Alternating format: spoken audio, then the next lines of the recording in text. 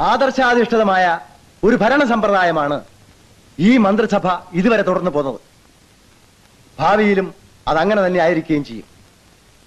എന്നാൽ കാലങ്ങൾ കഴിയും തോറും നമ്മുടെ പാർട്ടിക്ക് ജനങ്ങളുടെ ഇടയിലുള്ള അടിവേരുകൾ നഷ്ടപ്പെട്ടു വരികയാണെന്നുള്ളത് ഒരു ദുഃഖസത്യമാണ്.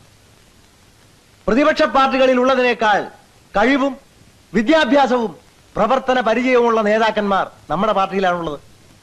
ആരാണവർ? നമ്മൾ തന്നെ. കഴിവുള്ള നമ്മളെല്ലാം അധികാരത്തിന്റെ കസേലകളിൽ കുത്തിയിരുന്നാൽ പാർട്ടി ആര് നയിക്കും? ആര് വളർത്തും?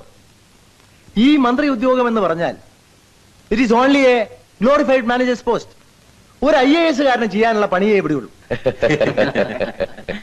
സമൂഹത്തിന്റെ താഴേക്കിടയിൽ നിന്ന് വേണം നാം ഇനി പാർട്ടിയെ പടുത്തുയർത്തേണ്ടത്. ഹരിജനങ്ങൾ, ഗിരിജനങ്ങൾ, തൊഴിലാളികൾ, ചെറുകിട കർഷകർ, അഭ്യസ്തവിദ്യരായ തൊഴിൽ രഹിതർ, ഇവരുടെ എല്ലാം ആത്മാവ് ഇന്ന് പ്രതിപക്ഷങ്ങളുടെ കൂടെയാണ്.